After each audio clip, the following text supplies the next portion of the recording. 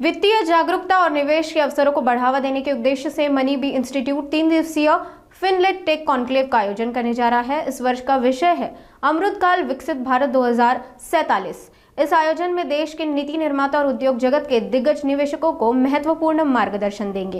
इस भव्य सम्मेलन का आयोजन 1, 2 और 8 फरवरी को किया जा रहा है। महाराष्ट्र के मुख्यमंत्री देवेंद्र फडणवीस 1 फरवरी को शाम 6:30 बजे scientific society lawn Laxmi Nagar में इसका उद्घाटन करेंगे। इस दौरान केडिया सिक्योरिटीज के एमडी विजय केडिया और एनएसई के business development manager Shri Ramkrishna भी मौजूद रहेंगे। स्पेसिफिकली 2014 पासून आपण मोठ्या प्रमाणात मनीबी मंथ नावाचा एक आर्थिक साक्षरतेचा कार्यक्रम करतो। मनीबी इन्स्टिट्यूट 2008 पासून या क्षेत्रामध्ये काम करत आहे। आर्थिक साक्षरतेमध्ये एव्हाना संपूर्ण देशभरामध्ये 50 लाखापेक्षा जास्त लोकांपर्यंत आर्थिक साक्षरता पोहोचवण्याचा काम आपण करत आहोत।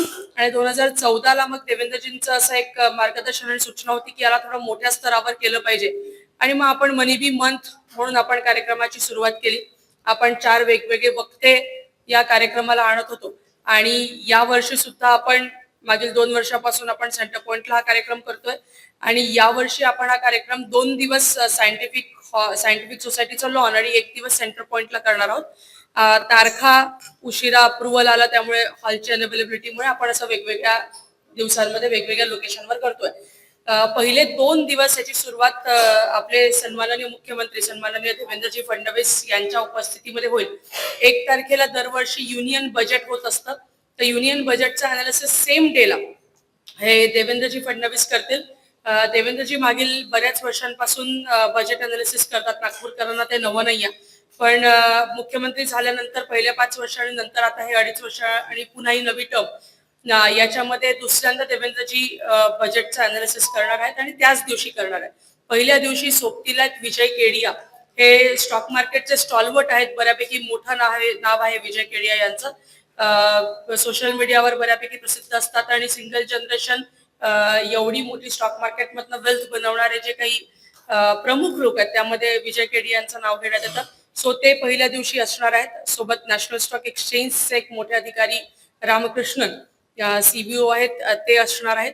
सो असे 3 जण पहिल्या दिवशी असतील। दुसऱ्या दिवशी मॉर्गन स्टॅनलीचे एमडी रिदम देसाई आणि व्हेंचर कॅपिटलिस्टचे फाउंडर अपूर्व शर्मा हे असणार आहेत। मॉर्गन स्टॅनली एक जगातली खूप मोठी विख्यात कंपनी आहे, त्यांचे एमडी आणि भारत पे असेल, ओयो रूम्स असतील किंवा वाव मोमोज असतील, या सगळ्या स्टार्टअप्सचं इन्क्युबेशन किंवा पहिलं इन्व्हेस्टमेंट ज्यांनी केलं, ज्यांनी शोधलं, हे म्हणजे अपूर्व शर्मा। तर ते दुसऱ्या दिवशी असणार आहेत।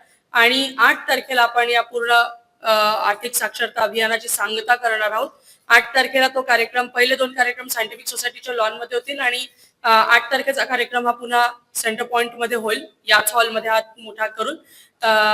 तेव्हा नितीनजी स्वतः याच्या सांगतेला असतील आणि रमेश दमानी ज्यांना नवाब ऑफ दलाल स्ट्रीट म्हणून ओळखलं जातं, फार मोठं नाव आहे स्टॉक मार्केट मधलं पुन्हा।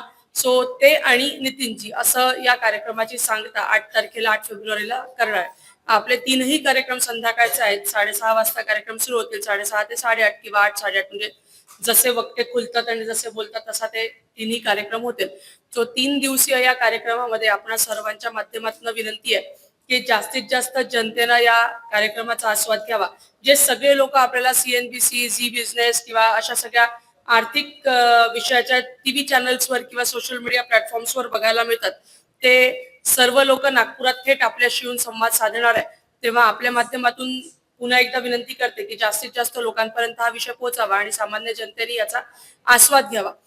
कुठली टिप कार्यक्रमात आपण देत नसतो की हा शेअर घ्या, हा विकत घ्या किंवा हा नका घेऊ।